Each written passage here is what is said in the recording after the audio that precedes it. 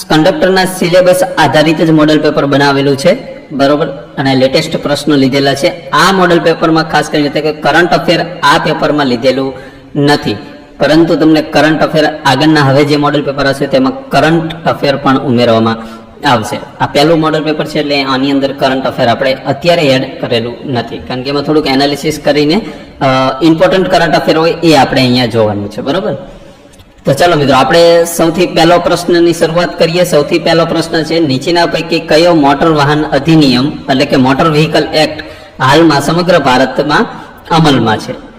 તો સમગ્ર ભારતમાં અમલમાં મોટર એક્ટ અત્યારે કયો છે? તો option C, motor act vehicle act 1988. બીજો પ્રશ્ન છે, મોટર વાહન અધિનિયમ 1988માં કુલ કેટલા પ્રકરણ એટલે કે કેટલા ચેપ્ટર છે? તો એની અંદર ટોટલ ચેપ્ટર છે 14.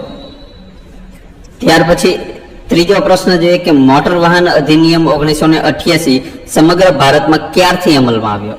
તો અમલમાં આવ્યો છે 1 જુલાઈ 1989 થી. ચોથો પ્રશ્ન, મોટર વાહન અધિનિયમ 1988 હેઠળ કુલ કેટલી કલમો એટલે કે સેક્શન, કલમો કેટલા છે આ એક્ટની અંદર? તો એક્ટની અંદર ટોટલ કલમ છે 217. મિત્રો, આવા ઇમ્પોર્ટન્ટ ફેક્ટ જે પૂછાય છે એટલે આને તમે ખાસ કરીને ક્લિયર કરી દીજો, ધ્યાનથી તમે રિવિઝન કરી લેજો. ચલો, પાંચમો પ્રશ્ન, મોટર વાહન અધિનિયમની કલમ નંબર 2/21 મુજબ લાઇટ મોટર વ્હીકલ એટલે કે LMV નું મહત્તમ કુલ વજન કેટલું હોઈ શકે? તો એમાં જવાબ છે 7500 કિલોગ્રામ. છઠ્ઠો પ્રશ્ન, ડ્રાઈવર સિવાય 6 થી વધુ અને 12 થી ઓછા મુસાફરો બેસી શકે તેવા વાહનને શું કહેવામાં આવે છે? તો તેવા વાહનને મેક્સી કેબ તરીકે ઓળખવામાં આવે છે. ત્યાર પછી સાતમો પ્રશ્ન જોઈએ કે જીએસઆરટીસી બસમાં પાછળનું જે રૂટ બોર્ડ હોય છે એ લગાવવાની જવાબદારી કોની હોય છે? તો પાછળનું જે રૂટ બોર્ડ હોય ને એ લગાવવાની જવાબદારી હોય છે કંડક્ટરની. તો મિત્રો, પ્રશ્ન થાય કે આગળનું લગાવવાની જવાબદારી કોની હોય? તો નેક્સ્ટ પ્રશ્ન એ જ છે, જો બસનો આગળનો રૂટ બોર્ડ કોણ લગાવે છે? તો એ લગાવે છે ડ્રાઈવર. એટલે કે પાછળનું જે બોર્ડ હોય છે તે કંડક્ટર લગાવે, એની જવાબદારીમાં આવે, અને આગળનું જે ડ્રાઈવરની એક્ઝેક્ટ સામેનું જે બોર્ડ હોય છે એ આપણે ડ્રાઈવર લગાવે છે. રૂટ બોર્ડ એટલે મિત્રો શું કે જેની અંદર રૂટ લખેલો હોય, બરોબર, જે રૂટ લખેલો હોય ને બોર્ડ, બ્લેક કલરનો બોર્ડ તમે જોશો, બ્લેક, રેડ એવા બોર્ડ જોવા મળશે તમને, જેમાં રૂટ લખેલો હોય, એ બોર્ડની અહીંયા વાત થઈ રહી છે. ચલો, નવમો પ્રશ્ન, કંડક્ટરની ફરજ મુજબ બસમાં ચડતા મુસાફરોમાં સૌપ્રથમ કોને પ્રવેશ આપવો જોઈએ? તો સૌપ્રથમ જે રિઝર્વેશન ધરાવતા મુસાફરો હોય તેમને સૌપ્રથમ પ્રવેશ કંડક્ટરને આપવો જોઈએ. 10મો પ્રશ્ન કે જો મુસાફરે 50 રૂપિયા આપ્યા હોય અને ટિકિટનું ભાડું 45 હોય પરંતુ કંડક્ટર પાસે છૂટા ન હોય તો શું કરવું પડે કંડક્ટરે? તો કંડક્ટર શું કરશે? તો કે ટિકિટની પાછળ બાકી રકમ લખી આપશે અને પછી પરત કરશે. એટલે એની પાસે જ્યારે છૂટા આવશે ત્યારે તે પરત કરશે, અથવા તો જ્યારે તે જે ડેસ્ટિનેશને મુસાફરને ઉતરવાનું છે ત્યાં ડેપોમાં જઈને ત્યાં બારીએથી છૂટા લઈને તેને રિટર્ન કરશે. ત્યાર પછી 11મો પ્રશ્ન જોઈએ કે જીએસઆરટીસી નું સંપૂર્ણ નામ શું છે? તો જીએસઆરટીસી નું પૂરું નામ શું છે? Gujarat state road transport corporation, એટલે GSRTC, બરોબર, આ પણ યાદ રાખજો. 12મો પ્રશ્ન, Gujarat state road transport corporation, આ મિત્રો ગુજરાતીમાં થયો અને અંગ્રેજીમાં જવું, Gujarat state road transport corporation, આ જીએસઆરટીસી ની સ્થાપના ક્યારે કરવામાં આવી હતી? તો તેમાં જવાબ છે 1 મે 1960, એટલે કે જ્યારે ગુજરાતની સ્થાપના થઈ ત્યારે જ આ જીએસઆરટીસી ની સ્થાપના પણ કરવામાં આવી છે. 13મો પ્રશ્ન કે હાલમાં જીએસઆરટીસીમાં કેટલા વિભાગો કાર્યરત છે, એટલે કે કેટલા ડિવિઝન છે? તો તેમાં જવાબ છે 16 ડિવિઝન. ત્યાર પછી 14મો પ્રશ્ન કે જીએસઆરટીસીમાં હાલમાં કુલ કેટલા ડેપો કાર્યરત છે? ટોટલ ડેપો કેટલા છે? તો ટોટલ 125 ડેપો છે. 15મો પ્રશ્ન કે જીએસઆરટીસી નું વડુ મથક ક્યાં આવેલું છે? તો એનું વડુ મથક આવેલું છે અમદાવાદ ખાતે. ત્યાર પછી 16મો પ્રશ્ન, જીએસઆરટીસી નું ધ્યેય વાક્ય એટલે કે જે મોટો જે હોય છે એ શું છે? તો તેમનું ધ્યેય વાક્ય છે સ્ટીયરિંગ માઇલ્સ વિથ સ્માઇલ. 17મો પ્રશ્ન, જીએસઆરટીસી ની સ્થાપના કયા કાયદા હેઠળ કરવામાં આવી હતી? તો તે કાયદો કયો છે? તો તેમાં જ આવશે રોડ ટ્રાન્સપોર્ટ એક્ટ 1950 હેઠળ આ જીએસઆરટીસી ની સ્થાપના કરવામાં આવી છે. 18મો પ્રશ્ન, જીએસઆરટીસી ની સેન્ટ્રલ ઓફિસ અમદાવાદના કયા વિસ્તારમાં આવેલી છે? તો આપણે સેન્ટ્રલ ઓફિસ અમદાવાદમાં આવેલી છે, એનું વડુ મથક તો તે કયા વિસ્તારમાં આવેલું છે? તો તેમાં જવાબ છે રાણીપ ખાતે. 19મો પ્રશ્ન, અમદાવાદ વિભાગમાં ગાંધીનગર ડેપો માટે ફાળવવામાં આવેલી વિશેષ બસ સેવા કયા નામે ઓળખાય છે? તો તેનું નામ છે વિકાસ રૂટ. તમે ગાંધીનગરમાં જોતા હશો ને તો વિકાસ રૂટ નામની બસ ચાલે છે, બરોબર. તો આ જ વિકાસ રૂટ છે. ત્યાર પછી 20મો પ્રશ્ન, જીએસઆરટીસી દ્વારા મહિલા કંડક્ટરની ભરતીની શરૂઆત કયા વર્ષથી કરવામાં આવી? તો 2012 થી મહિલા કંડક્ટરની ભરતીની શરૂઆત કરવામાં આવી છે. 21મો પ્રશ્ન, વાહન ચલાવતી વખતે નીચેનામાંથી કયો દસ્તાવેજ હંમેશા સાથે રાખવો ફરજિયાત છે? તો તેમાં જવાબ છે ડ્રાઇવિંગ લાયસન્સ. એટલે કે જ્યારે ડ્રાઈવર જે વાહન ચલાવતો ડ્રાઈવર પાસે લાયસન્સ ફરજિયાત હોવું જોઈએ. 22મો પ્રશ્ન, રસ્તા પર દોરેલી તૂટક સફેદ લાઈન શું સૂચવે છે? તો રસ્તા પર જે સફેદ તૂટક લાઈન દોરેલી હોય છે એ શું નિર્દેશ કરે છે? તો એ નિર્દેશ એવું કરે છે કે સલામત હોય, એટલે કે તમે ઓવરટેક કરવા માટે સલામત હોય તો તમે ઓવરટેક કરી શકો છો. એટલે કે લાઈન બદલીને, લેન જે હોય છે તે લેન બદલીને તમે ઓવરટેક કરી શકો છો. 23મો પ્રશ્ન, જો કે ગિયરવાળા વાહનનું ડ્રાઇવિંગ લાયસન્સ મેળવવા માટે લઘુત્તમ ઉંમર કેટલી હોવી જોઈએ? તો ગિયરવાળું કોઈ પણ વાહન હોય એનું લાયસન્સ લેવું હોય તો મિનિમમ કેટલી ઉંમર હોવી જોઈએ? તો તેમાં જવાબ છે 18 વર્ષ. 24મો પ્રશ્ન, હોસ્પિટલ અથવા કોર્ટની નજીક કયું હોર્ન વગાડવાની મનાઈ છે?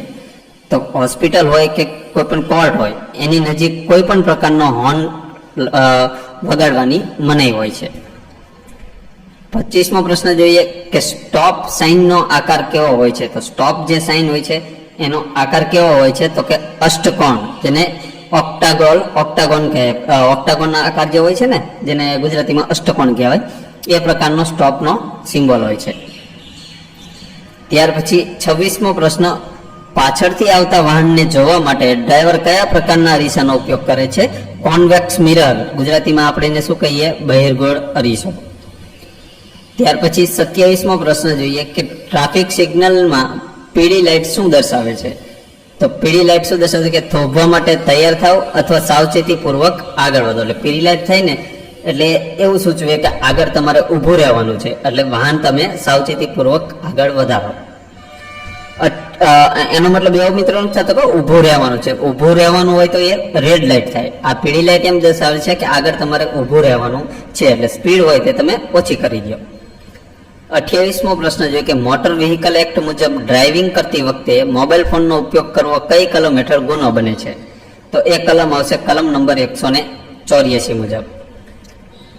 ત્યાર પછી 29મો પ્રશ્ન, દારૂ પીને વાહન ચલાવવું મોટર વ્હીકલ એક્ટની કઈ કલમ હેઠળ ગુનો બને છે? તો એ કલમ આવશે કલમ નંબર 185. 84માં શું છે? મોબાઈલ ફોનમાં વાત ન કરવી. 85માં છે કે દારૂ પીને વાહન ન ચલાવવું. 30મો પ્રશ્ન, કંડક્ટરે બસ ચાલુ કરવા માટે કેટલી સીટી મારવી જોઈએ? તો વિસલ જે મારે ને કંડક્ટર, તો તેમાં 2 ટૂંકી સીટી મારે એટલે બસ ડ્રાઈવર ચાલુ કરે છે. ત્યાર પછી 31મો પ્રશ્ન, ગુજરાત રાજ્યની સ્થાપના ક્યારે થઈ હતી? તો 1 મે 1960 ના રોજ. ત્યાર પછી ગુજરાતની રાજધાની કઈ છે? ગાંધીનગર. ત્યાર પછી 33મો પ્રશ્ન જોઈએ કે લોથલ કઈ સંસ્કૃતિ સાથે સંબંધિત છે? તો તેમાં આવશે સિંધુ ખીણની સંસ્કૃતિ સાથે.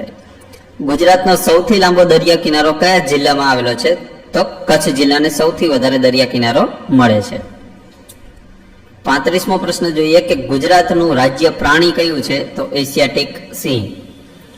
36મો પ્રશ્ન, ગીર રાષ્ટ્રીય ઉદ્યાન મુખ્યત્વે શાના માટે પ્રસિદ્ધ છે? તો ગીર રાષ્ટ્રીય ઉદ્યાન જે મુખ્યત્વે શેના માટે પ્રસિદ્ધ છે? એશિયાટિક સિંહ માટે.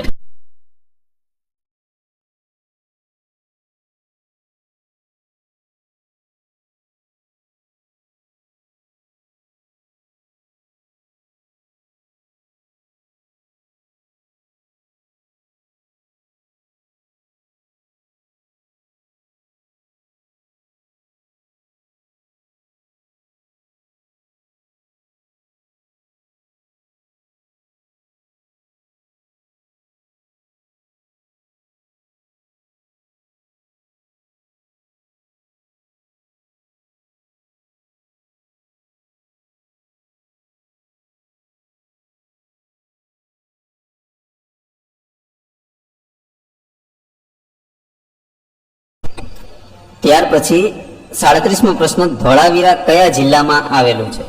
તો ધોળાવીરા કયા જિલ્લામાં આવેલું છે? કચ્છ જિલ્લામાં. ત્યાર પછી 38મો પ્રશ્ન જોઈએ કે નર્મદા નદી પર આવેલ સરદાર સરોવર બંધ કયા જિલ્લામાં આવેલો છે? તો સરદાર સરોવર બંધ આવેલો છે નર્મદા જિલ્લામાં. ગુજરાતનું સૌથી મોટું શહેર કયું છે? તો સૌથી મોટું શહેર મિત્રો આવશે અમદાવાદ. અમદાવાદ સૌથી મોટું, વસ્તીની ગણતરી મિત્રો સુરત આવશે, કઈ વસ્તીની દ્રષ્ટિએ, પરંતુ અહીંયા સૌથી મોટું શહેર એટલે કે જે વિસ્તાર જે છે એની દ્રષ્ટિએ આવશે અહીંયા અમદાવાદ. ત્યાર પછી આપણે 40મો પ્રશ્ન જોઈએ. 40મો પ્રશ્ન કે ગરબા મુખ્યત્વે કયા તહેવાર દરમિયાન રમાય છે? આપણને બધાને ખબર છે, નવરાત્રી. ત્યાર પછી 41મો પ્રશ્ન કે વલ્લભી વિશ્વવિદ્યાલય કયા વંશના સમયમાં પ્રસિદ્ધ થયું? તો મૈત્રક વંશમાં. 42મો પ્રશ્ન, ગુજરાતનું રાજ્ય વૃક્ષ કયું છે? તો ગુજરાતનું જે રાજ્ય વૃક્ષ છે એ કયું છે? આંબો. સોરી મિત્રો, ગુજરાતનું રાજ્ય વૃક્ષ જે છે, સોરી મિત્રો એક જ મિનિટ, નીચે લઈ લઈ થોડી. ઓકે ચલો, ગુજરાતનું રાજ્ય વૃક્ષ એટલે વૃક્ષ આંબો જ આવશે મિત્રો, કારણ કે ગુજરાતનું જે રાજ્ય વૃક્ષ જે છે, જે આપણે આની અંદર મિત્રો રાજ્યનું વૃક્ષ 99% આંબો જ આવશે. છતાં પણ આપણે એકવાર કન્ફર્મ કરીને હું તમને કમેન્ટ આપી દઈશ, તમે પણ કમેન્ટ કરજો એમાં કયું છે. 99% તો આંબો જ છે, છતાં પણ આપણે એકવાર જોઈ લઈશું, બરાબર. ત્યાર પછી અમુક વાર મિત્રો આ ઈઝી પ્રશ્નો હોય ને, પણ આપણા મગજમાંથી અત્યારે તમને યાદ ના આવે, સમજી ગયા, એટલે એવું બની શકે. તો આપણે એને એકવાર રિવાઇઝ કરીને રીચેક આપણે એકવાર કરી લઈશું. ચાલો, આપણે આન્સર કી પ્રમાણે તો આંબો ખેડ છે, છતાં પણ જોઈ લઈએ. ત્યાર પછી આગળ વધીએ. 43મો પ્રશ્ન, કાંકરિયા તળાવ કયા શહેરમાં આવેલું છે? તો અમદાવાદમાં.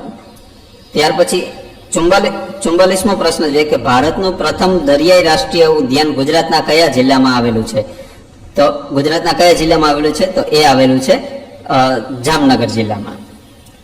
ત્યાર પછી 45મો પ્રશ્ન જોઈએ કે ગુજરાતનો સૌથી ઊંચો પર્વત કયો છે? તો સૌથી ઊંચો પર્વત છે ગિરનાર. 46મો પ્રશ્ન, કઈ નદી ગુજરાતની જીવન દોરી અથવા તો એને જીવાદોરી પણ કહે છે? તો જીવાદોરી તરીકે ઓળખાય છે, તો એ આપણી નદી છે નર્મદા નદી. 47મો પ્રશ્ન જોઈએ કે મહાત્મા ગાંધીજીનો જન્મ કયા શહેરમાં થયો હતો? તો પોરબંદરમાં. ગુજરાતમાં સૌથી વધુ કપાસનું ઉત્પાદન કયા વિસ્તારમાં થાય છે? ભૂગોળના આપણે મિત્રો સિરીઝ ચાલે છે ને, તેમાં પ્રશ્નો આવી ગયેલો છે. સૌરાષ્ટ્ર વિસ્તારમાં સૌથી વધારે કપાસનું ઉત્પાદન કરવામાં આવે છે. ત્યાર પછી વિશ્વ વિખ્યાત રણોત્સવ ક્યાં ઉજવાય છે? તો કચ્છના સફેદ રણમાં. ત્યાર પછી ગુજરાતનું રાજ્ય પક્ષી કયું છે? તો ગ્રેટર ફ્લેમિંગો એટલે મોટો હંસ. ત્યાર પછી 51મો પ્રશ્ન, આ ગુજરાતી વ્યાકરણ ચાલતું, રામે પત્ર લખ્યો, આ વાક્યમાં રામે કઈ વિભક્તિ છે? તો રામે જે છે તે કઈ વિભક્તિ છે? તૃતીય વિભક્તિ. 52મો પ્રશ્ન જોઈએ કે સત્યનો હંમેશા વિજય થાય છે, આ વાક્યમાં સત્યનો કઈ વિભક્તિનું ઉદાહરણ છે? તો એમાં જ આવશે ષષ્ઠી વિભક્તિનું. ત્યાર પછી 53મો પ્રશ્ન જોઈએ કે નીચેના પૈકી કયો શબ્દ તત્સમ છે? તો તત્સમ શબ્દ નીચેનામાંથી કયો છે? તો અગ્નિ શબ્દ.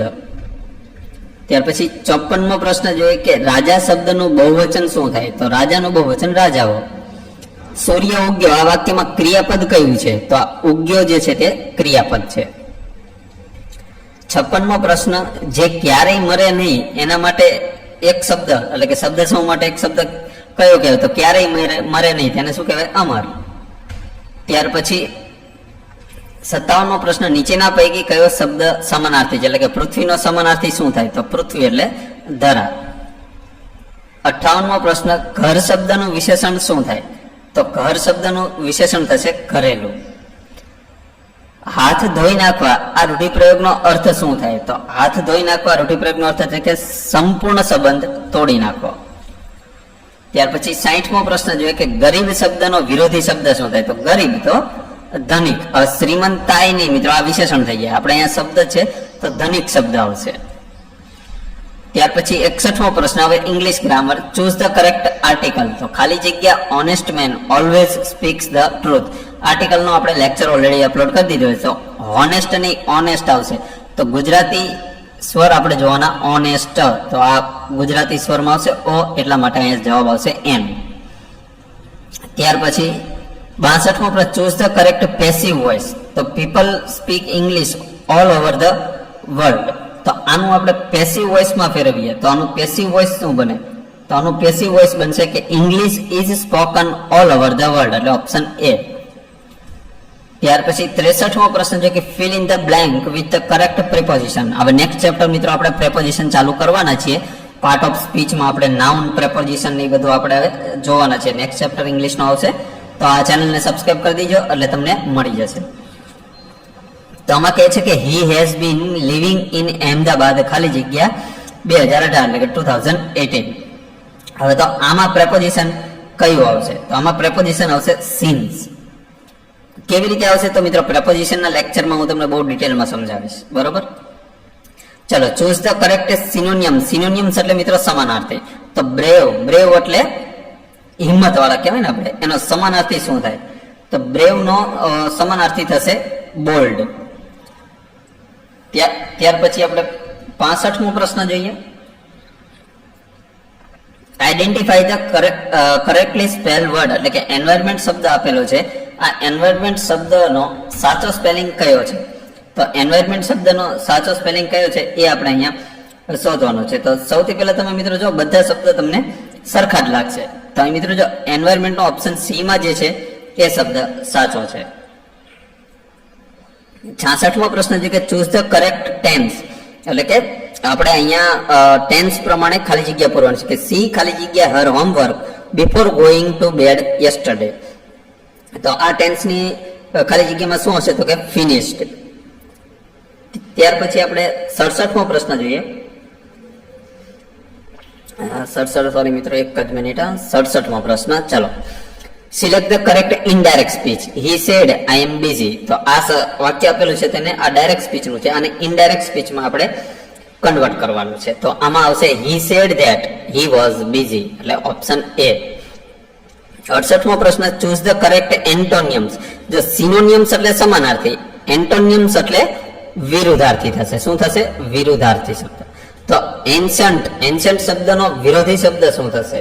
તો એનો વિરોધી શબ્દ થશે મોડર્ન. હવે એન્શન્ટ એટલે શું થાય? પ્રાચીન. આપણે એન્શન્ટ હિસ્ટ્રી આપણે ભણવી છે ને, તો એન્શન્ટ એટલે પ્રાચીન અને એનો વિરોધી એટલે મોડર્ન એટલે આધુનિક.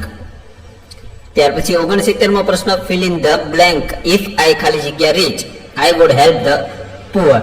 તો આની આ ખાલી જગ્યામાં સાચો જવાબ આવશે વેર.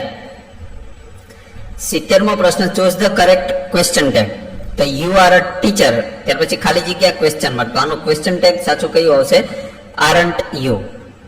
તો મિત્રો ક્વેશ્ચન ટેગમાં એક હું તમને હિન્ટ આપી દઉં કે જ્યારે આ વાક્ય પોઝિટિવ હોય ને ત્યારે ક્વેશ્ચન ટેગ હંમેશા નેગેટિવ, નકારાત્મક આવશે. જ્યારે નકારાત્મક હોય ત્યારે ક્વેશ્ચન ટેગ હકારાત્મક આવશે. ત્યાર પછી 71મો પ્રશ્ન જોઈએ. ત્યાં સિરીઝ આપેલી છે 2, 6, 12, 20 અને 30. સોરી મિત્રો. તો આની અંદર સાચો આન્સર તમારે કયો આવશે? તો આમાં જવાબ આવશે 42. કેવી રીતે? જો અહીંયા 2 માં 4 એડ કરી તો 6 થાય, 6 માં 6 એડ કરી તો 12, 12 માં 8 એડ કરો, બરોબર? 12 માં 8 એડ કરો તો 20, પછી 20 માં 12 એડ કરવાના, એટલે અહીંયા 4 પછી 6 2 એડ કર્યા. જો 4 ના 6, 6 ના 8, 8 ના 8 ને 4 12. તો આ 20 માં તમે સોરી મિત્રો અહીંયા 10, 12 નહીં આવે 10 આવશે. હવે અહીંયા 30 માં 12 એડ કરવાના, એટલે અહીંયા જવાબ આવશે 42. રેડી? ચલો, એક વસ્તુની કિંમત 800 છે તો તેના પર 15% ડિસ્કાઉન્ટ મળે તો વેચાણ કિંમત કેટલી થાય? એટલે 800 ના 15% તમે કાઢો, બરોબર? તો 800 ના 15% કેટલા થાય? સિમ્પલ છે, 680 રૂપિયા, બરોબર? તો તમે આવી રીતે કરો ને, 800 ગુણ્યા 15 ભાગ્યા 100. આ તમે છેદ ઉડાડો ને એટલે આનો જવાબ આવશે 680. હવે મિત્રો આ ડિટેલમાં હું તમને સમજાવીશ મેથ્સના લેક્ચરમાં. અત્યારે શું વિડીયો બહુ લાંબો થઈ જશે એટલા માટે, પછી બહુ બોરિંગ લાગે એટલા માટે. ચાલો, ત્યાર પછી 73મો પ્રશ્ન, જો બુક અને કોડમાં CPPL હોય તો પેન ને કેવી રીતે લખાય? તો જો બી નો સી કર્યો, +1 કર્યો, BC, પછી O પછી P આવે, તો 2 વાર O પછી P, K પછી L, બરોબર? તો એ જ રીતે આપણે P પછી શું આવે? P પછી આવે Q, E પછી આવે F, E પછી શું આવે? F, અને N પછી આવે N પછી MNO, એટલે QFO જે રહ્યું એ જવાબ QFO, ઓપ્શન બી. ચાલો, ત્યાર પછી 74મો પ્રશ્ન કે એક વ્યક્તિ ઉત્તર તરફ 10 મીટર ચાલે છે, એટલે કે આ ઉત્તર તરફ આવી રીતે સોરી મિત્રો, અહીંયા ઉત્તર તરફ આમ 10 મીટર ચાલ્યો. આ કેટલા મીટર? 10 મીટર છે. પછી જમણી તરફ વળી 5 મીટર, જમણી તરફ આમ વળ્યો અને 5 મીટર ચાલે. હવે તે શરૂઆતના સ્થાનથી કઈ દિશામાં છે, તો દિશા પૂછી છે. તો મિત્રો અહીંયા આમ 5 મીટર ચાલે ને, તો અહીંયા ઉત્તર અને આ પૂર્વ, આ બંને આ બે દિશામાં એનું મોં હોય છે. એમાં જવાબ છે ઉત્તર પૂર્વ દિશા. ત્યાર પછી 75મો પ્રશ્ન કે એ કોઈ કામ 12 દિવસમાં કરે છે, બી એ જ કામ 18 દિવસમાં કરે, તો બંને સાથે મળીને કામ કેટલા દિવસમાં પૂર્ણ થાય છે? આની સિમ્પલ ટ્રીક હું તમને આપું. એ એક કામ કેટલા 12 દિવસમાં કરે, બી 18 દિવસમાં કરે. આનો તમે લસા લઈ લો, લસા લઈને તમે આપણે દાખલો ગણો એટલે સિમ્પલ ડાયરેક્ટ સીધો આન્સર આવી જાય. કેવી રીતે હું તમને આની સોલ્યુશન પીડીએફમાં પણ એની રીત મૂકી દઈશ, અને આગળ આપણે મેથ્સના લેક્ચર ચાલુ કરશું ત્યારે પણ તમને આ બધું ડિટેલમાં સમજાવવામાં આવશે. બરોબર, તો આમાં જવાબ છે 7.2 દિવસમાં. 76મો પ્રશ્ન આપણે જોઈએ. એ અને બી, એ બી નો ભાઈ છે. શું છે? એક જ મિનિટ. હા, એ બી નો એ બી નો ભાઈ છે, બી એ સી ની માતા છે, તો એ નો સી સાથે શું સંબંધ થાય? તો એ નો સી સાથે સંબંધ થશે મામા અથવા કાકા, એટલે ટૂંકમાં અંકલ થશે. બરોબર. ત્યાર પછી 77મો પ્રશ્ન જોઈએ કે 4 સંખ્યાઓનો સરેરાશ 25 છે, જો 3 સંખ્યાનો સરવાળો 72 હોય તો ચોથી સંખ્યા કઈ હશે? તો ચોથી સંખ્યા કઈ હશે? તો એમાં જવાબ છે 28. 78મો પ્રશ્ન 3 ને 30 કલાક અને મિનિટના કાંટા વચ્ચે, એટલે 3 ને 30 વાગ્યે કલાક અને મિનિટના કાંટા વચ્ચે કેટલા અંશનો ખૂણો બને? તો તેમાં જવાબ છે 75 અંશનો. 79મો પ્રશ્ન જોઈએ કે જો મિરર શબ્દનો અરીસામાં પ્રતિબિંબ લેવામાં આવે તો પ્રથમ દેખાતો અક્ષર કયો હશે? તો સૌ પ્રથમ અક્ષર કયો દેખાશે? ઓ દેખાશે. સોરી મિત્રો, સૌ પ્રથમ મિરરમાં તમે જોશો ને તો મિરરમાં સૌ પ્રથમ તમને આર દેખાશે, ઓ નહીં દેખાય, કારણ કે મિરરમાં આ ઊંધું થઈ જશે, આ શબ્દ પહેલા દેખાશે. ત્યાર પછી 80મો પ્રશ્ન જોઈએ કે એક વેપારી 500 રૂપિયામાં વસ્તુ ખરીદી અને 20% નફા સાથે વેચે તો વેચાણ કિંમત કેટલી થાય? તો 500 ના 20% કેટલા થાય? તો 500 ના 20% ટકા છે, એટલે આ બે જો ઈઝી હોય આપણે સીધા છેદ ઉડાડી દઈએ, આ બે ઉડાડી દઈએ, આ 20 ને એમ નામ રાખી, એટલે 5 દુ ને બરોબર 20 5 100, એટલે 500 ના 2 મીંડા આવતે 20 5 કેટલા? 500 માં વસ્તુ ખરીદી અને 20% નફા સાથે વેચી, તો 20% નફો ચડે એટલે 500 ને 20, 20 5 ને 100. બરોબર, તો આનો જવાબ છે 100. તો 500 પ્લસ 100, આમાં 500 એડ કરી દો એટલે 600 જવાબ આવશે. તો ઓપ્શન સી સાચો જવાબ આવશે. રેડી? ચાલો હવે કોમ્પ્યુટરના પ્રશ્ન જોઈએ. કોમ્પ્યુટરમાં સૌથી પહેલો પ્રશ્ન છે કે કોમ્પ્યુટર શબ્દ કયા શબ્દ પરથી ઉતરી આવ્યો છે? તો તેમાં જવાબ છે કોમ્પ્યુટ શબ્દ પછી. ત્યાર પછી કોમ્પ્યુટરનું મુખ્ય કાર્ય શું છે? તો કોમ્પ્યુટરનું મુખ્ય કાર્ય છે ડેટાને પ્રોસેસિંગ કરવાનું, એટલે કે યુઝર પાસેથી ઇનપુટ લઈને ડેટાને પ્રોસેસિંગ કરવું એમ કોમ્પ્યુટરનું મુખ્ય કાર્ય છે, અને ત્યાર પછી તે યુઝરને આઉટપુટ આપે છે. ત્યાર પછી કોમ્પ્યુટરના ભૌતિક ભાગોને શું કહેવાય? તો ભૌતિક ભાગો એટલે હાર્ડવેર. ત્યાર પછી સીપીયુ નું સંપૂર્ણ નામ શું છે? તો સીપીયુ નું પૂરું નામ શું છે? તો કે central processing unit, option C. ત્યાર પછી કોમ્પ્યુટરનું મગજ કોને કહેવામાં આવે છે? તો સીપીયુ ને કોમ્પ્યુટરનું મગજ કહેવામાં આવે છે. ત્યાર પછી નીચેના પૈકી કઈ ઇનપુટ ડિવાઇસ છે? તો ઇનપુટ મોનિટર જે છે તે આઉટપુટ ડિવાઇસ છે, પ્રિન્ટર પણ આઉટપુટ ડિવાઇસ છે, સ્પીકર પણ આઉટપુટ ડિવાઇસ છે, કીબોર્ડ જે છે તે ઇનપુટ ડિવાઇસ છે. ત્યાર પછી 87મો પ્રશ્ન જોઈએ. નીચેના પૈકી કઈ આઉટપુટ ડિવાઇસ છે? જો માઉસ જે છે તે ઇનપુટ છે, સ્કેનર પણ ઇનપુટ છે, જોયસ્ટિક પણ ઇનપુટ છે. હવે સાચો આવશે મોનિટર. મોનિટર જે છે તે આઉટપુટ ડિવાઇસ છે. ત્યાર પછી રેમ નો સંપૂર્ણ અર્થ શું થાય? એટલે કે રેમ નું પૂરું નામ શું છે? તો રેમ નું પૂરું નામ છે રેન્ડમ એક્સેસ મેમરી. ત્યાર પછી રોમ નું પૂરું નામ શું થશે? તો રોમ નું પૂરું નામ થશે રીડ ઓનલી મેમરી. ત્યાર પછી નીચેના પૈકી કયું સ્ટોરેજ ડિવાઇસ છે? તો સ્ટોરેજ ડિવાઇસ કયું છે? તો કે હાર્ડ ડિસ્ક. ત્યાર પછી 91મો પ્રશ્ન જોઈએ. સૌને મિત્રો 91મો પ્રશ્ન છે કે કોમ્પ્યુટરની પ્રથમ પેઢીમાં કઈ ટેકનોલોજીનો ઉપયોગ થતો હતો? તો પ્રથમ પેઢીમાં વેક્યુમ ટ્યુબનો ઉપયોગ થતો હતો. ત્યાર પછી બીજી પેઢીમાં, જ્યારે બીજી પેઢી આવી ત્યારે બીજી પેઢીમાં ટ્રાન્ઝિસ્ટરનો ઉપયોગ થતો હતો. ત્યાર પછી 93મો પ્રશ્ન નીચે પૈકી કયું ઓપરેટિંગ સિસ્ટમ છે? તો ઓપરેટિંગ સિસ્ટમ કઈ? તો વિન્ડોઝ જે છે તે ઓપરેટિંગ સિસ્ટમ છે. વર્ડ, એક્સેલ ને પાવર પોઈન્ટ આ એક MS ઓફિસ એપ્લિકેશન છે. ત્યાર પછી 94મો પ્રશ્ન જોઈએ કે ALU નું પૂરું નામ શું છે, એટલે કે ALU નું પૂરું નામ શું છે? Arithmetic logic unit, option C. Email નું સંપૂર્ણ નામ શું છે? ઇલેક્ટ્રોનિક મેલ. આ મેસેજ નહીં મિત્રો, જો ઇલેક્ટ્રોનિક મેસેજ આ નહીં, ઇલેક્ટ્રોનિક મેલ જ સાચો જવાબ આવશે, એટલે યાદ રાખજો. ત્યાર પછી 96મો પ્રશ્ન જોઈએ કે 16.1 KB બરાબર કેટલા બાઇટ્સ થાય? તો 16.1 KB બરાબર કેટલા બાઇટ્સ થાય મિત્રો? અહીંયા 16.1 KB અહીંયા એક નહીં આવે, બાઇટ થશે 1024, એટલે એક નહીં આવે, 16 KB બરાબર 1 બાઇટ, બરોબર. ત્યાર પછી અહીંયા મિત્રો આપણે જે વર્ડમાં જે બનાવેલું છે ને એટલા માટે અહીંયા .1 ની આપ્યું છે. 17 MB બરાબર કેટલા KB થાય? તો 17 MB બરાબર કેટલા KB થાય? 1024 KB નો થાય મિત્રો, 1024 નો થાય. જો મિત્રો અહીંયા તમે સિમ્પલ જોઈએ તો કે 1024 KB બરોબર બરાબર 1 MB થાય. તો અહીંયા 17 મો અહીંયા આવશે 1 MB. મિત્રો જો અહીંયા 16 ની 1 KB બરાબર 1024 હોય, જો વર્ડમાં હતું ને એટલા માટે અહીંયા કન્ફ્યુઝન થાય, 16 નહીં આવે. અહીં 1 KB બરાબર કેટલા બાઇટ્સ થાય? તો 1024 બાઇટ્સ. હવે 1 MB બરાબર કેટલા KB થાય? તો 1 MB બરાબર 1024 થાય, 1 MB બરાબર 1024 KB થશે, એટલે ઓપ્શન સી જવાબ આવશે. ત્યાર પછી 98મો પ્રશ્ન, ભારતનો પ્રથમ સુપર કોમ્પ્યુટર કયું હતું? તો ભારતનો પ્રથમ સુપર કોમ્પ્યુટર હતો પરમ 8000. ત્યાર પછી 99મો પ્રશ્ન જોઈએ કે WWW નું પૂરું નામ શું છે? તો world wide web, option C.